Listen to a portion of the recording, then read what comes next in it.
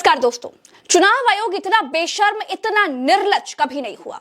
और चुनाव आयोग को लेकर के ऐसी कड़ी और आक्रामक टिप्पणी जो उत्तर प्रदेश के पूर्व मुख्यमंत्री अखिलेश यादव ने की है, ऐसी आज तक इतिहास में कभी किसी ने नहीं कही।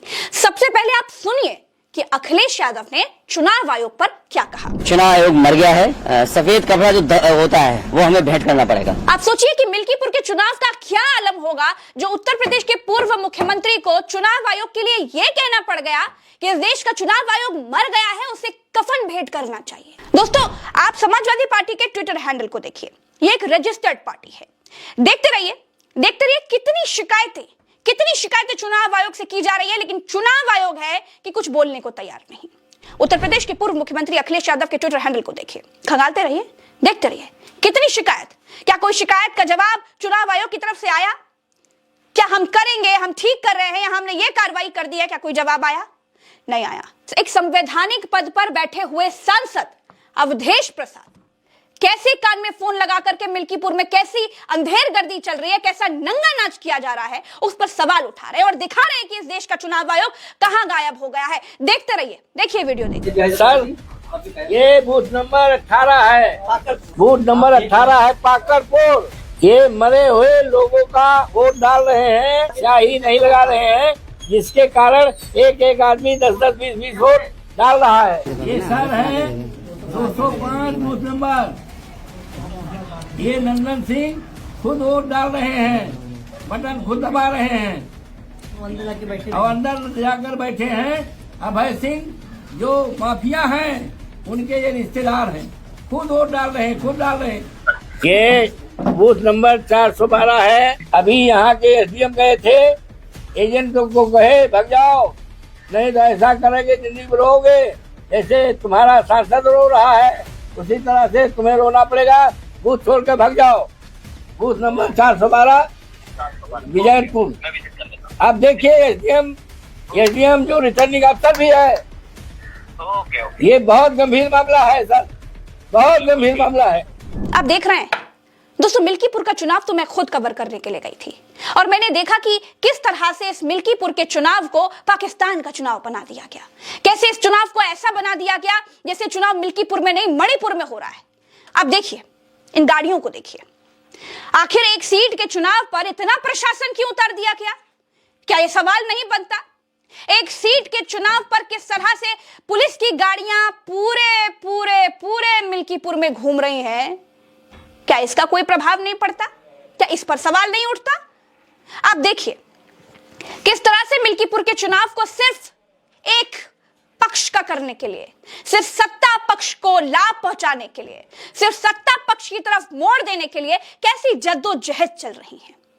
और सबसे बड़ी बात, इतनी शिकायतें, इतने सवाल उठने के बाद भी चुनाव आयोग कहीं बिल में छुपा बैठा है।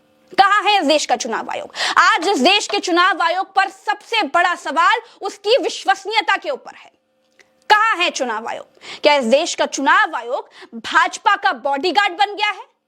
क्या इस देश का चुनाव आयोग सिर्फ साल भर में एक बार प्रेस कॉन्फ्रेंस करने के लिए रह गया है? क्या इस देश का चुनाव आयोग भारतीय जनता पार्टी के लोगों पर अगर कोई कुछ टिप्पणी कर दे तो उसको नोटिस जारी करने के लिए है? क्या इस देश का चुनाव आयोग सिर्फ विपक्ष के ऊपर दंडात्मक कार्रवाई करने के लिए है? क्या इस देश का चुनाव आयोग साल भर में कितनी शायरियां याद करी हैं वो एक बार आकर के उगल देने के लिए है? किस लिए है इस देश का चुनाव आयोग? क्या इस देश का चुनाव आयोग सवाल पूछने पर यह जवाब देने के लिए है कि लोगों का काम है कहना? कहां है इस देश का चुनाव आयोग? एक लोकतांत्रिक देश में इससे शर्मनाक बात और कोई नहीं हो सकती। दोस्तों, मैंने पूरा दिन मिल्कीपुर का चुनाव कवर किया। मैं सुबह जब वोटिंग शुरू हुई तब से लेकर के वोटिंग खत्म होने तक मिल्कीपुर में रही और देखते रही कि कैसे क्या कुछ हो रहा है।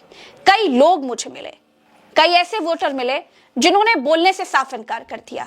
लोगों में एक तरह का भय का माहौल था। अब ये भय का माहौल कैसे बना? क्या मिल्कीपुर में घूम रही प्रशासन की बड़ी बड़ी गाड़ियों की वजह से, इस वजह से भय का माहौल था, या फिर क्या? आप देखिए कि समाजवादी पार्टी के लोग जब मुझे मिले, कार्यकर्ता मिले, नेता मिले, तो उन्होंने कहा कि समाजवादी पार्टी का बस्ता नहीं लगाने दिया जा रहा है। आखिर क्यों? भाजपा का बस्ता लग सकता है लेकिन सपा का बस्ता नहीं लग सकता, ऐसा क्यों? देखिए, लोगों ने खुद कहा कि उनका बस्ता कई किलोमीटर दूर भेज दिया गया। देखिए समाजवादी पार्टी के कार्यकर्ता क्या कह रहे हैं। मिल्कीपुर में आप लोगों के बस्ते बहुत कम दिखाई दे रहा है। आप देखिए बीच ये रास्ता है, हाईवे जैसा, कोने में बस्ता लगाए आप, ऐसा क्यों? बहुत जबरदस्ती हमारे लोगों के साथ हो रही। कल हमारे दरवाजे पर जो है 4 पुलिस खड़ी थी और हमको कह रही थी कि प्रिंसिपल साहब को बुलाइए। 4 पुलिस खड़ी थी और बहुत परेशान कर रही है हम लोगों को।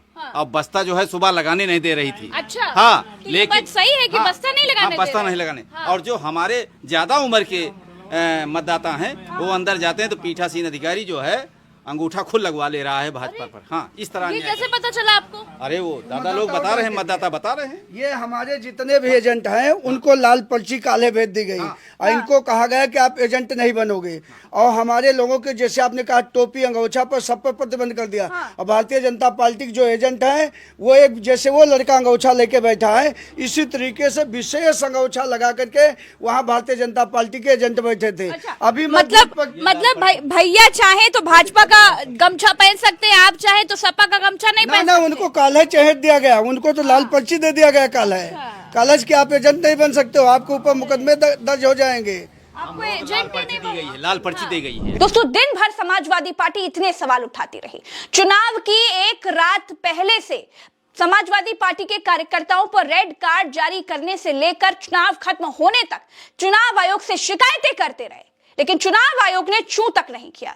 इस देश का चुनाव आयोग किस लिए है, आज सबसे बड़ा सवाल यही है। दोस्तों मिल्कीपुर के चुनाव में कैसी अंधेरगर्दी हुई वो सब मैंने आपको दिखाई और बता रही हूं। अब देखिए कि अखिलेश यादव ने जो टिप्पणी चुनाव आयोग के लिए की है वो बेहद गंभीर है, इसको समझना चाहिए।